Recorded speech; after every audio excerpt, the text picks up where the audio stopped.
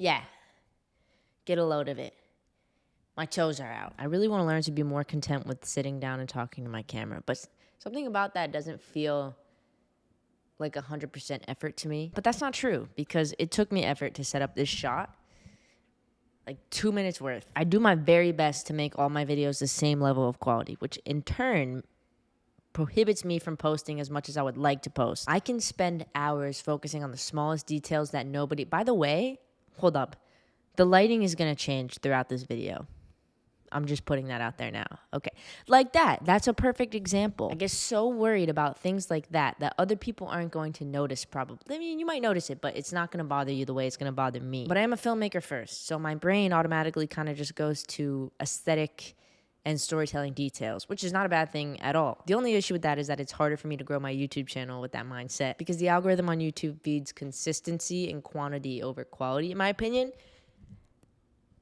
I'm just saying, maybe not like above quality, but the most important thing is that you're posting on a regular basis at least once a week, right? I have not been able to do that recently, and it's been frustrating me because I truly want to grow so badly on YouTube. I don't want to just make YouTube videos forever, but I really want to make YouTube the stepping stone towards other ventures. You're probably wondering what the point of this video is, and I'll be honest with you, there's no point.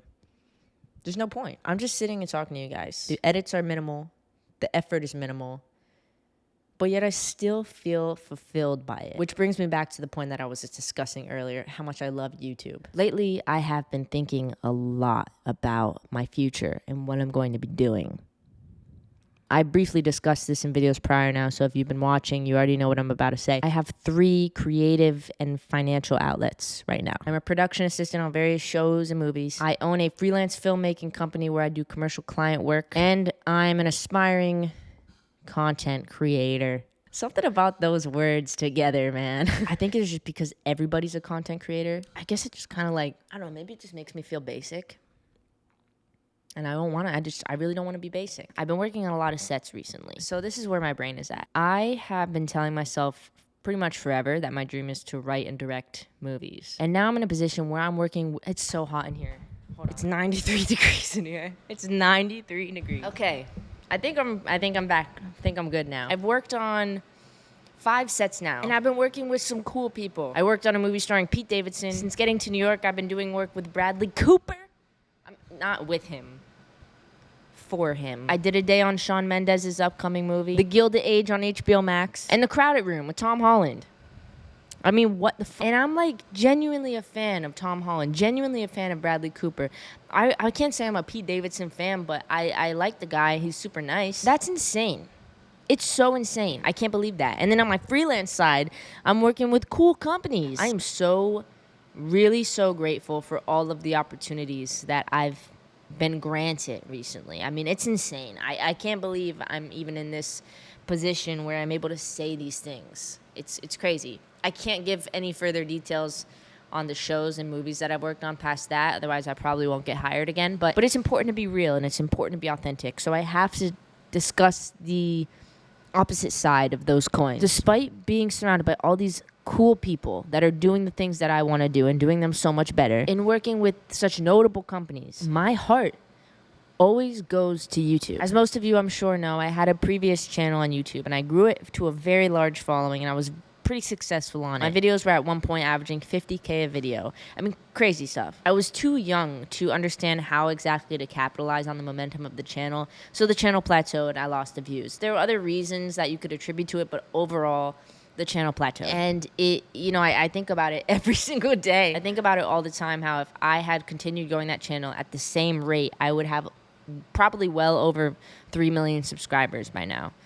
There's such a uniqueness about creating videos on YouTube that you can't replicate anywhere else. Working in the movie industry so far, it's been really cool. It's been an amazing learning process, and I've met incredible people. But I don't necessarily know if working on a set is for me. I still have to experience, I still have to learn more and gather my thoughts on those subjects before I can make a true judgment. But it's hard work and it's long hours, and there's no denying that. Again, I want to say, and I'm probably going to say this a few times, I'm not complaining. That would be so ridiculous of me. A lot of people on set aspire to be assistant directors.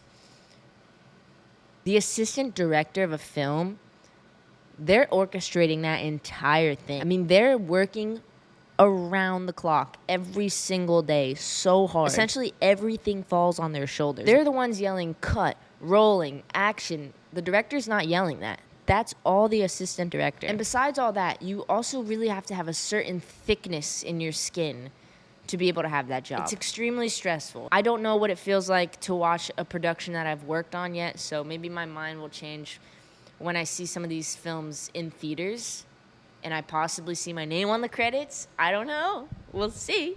But for now, I want to continue to work on sets to garner more experience and meet more people. But I don't know if I can see myself working on the long term on a set, which makes me question everything I had told myself I thought I wanted. I unquestionably want to make films. There's no doubt about that. The medium in which I do it has now been reconsidered in my mind, I suppose. Freelancing. Freelancing is dope. I'm my own boss.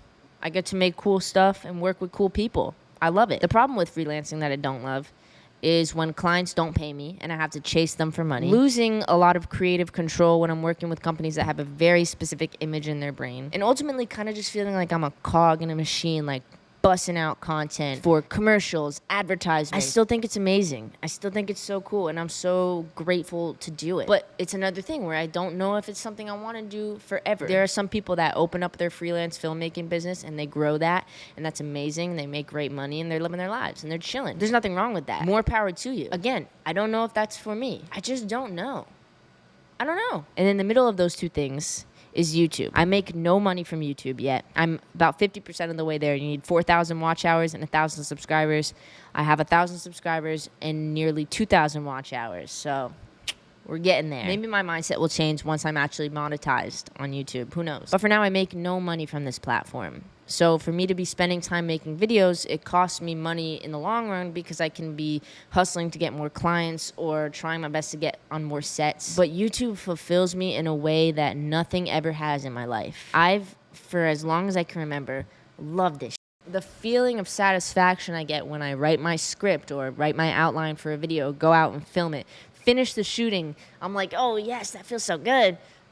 Then I come inside, I sit down, I import all my footage, I organize it in its folders, I get the proxies made, I throw it in Premiere Pro, I put my effects on, my titles, my music, color correct that bitch. Everything I need to do to make the video as beautiful and crispy as possible. It takes me a long time. It takes me many hours. And then I post it on YouTube for people to see, and most of the time, they don't, well, pretty much all the time, they don't take off. They don't do much. But I just don't feel bothered by that. I just know that my time will come on YouTube. I don't know when it is, but I'm very confident that that time will come. I grew my previous channel. It was good. I'm working on this channel now, and it's great. So I feel like I can do it again.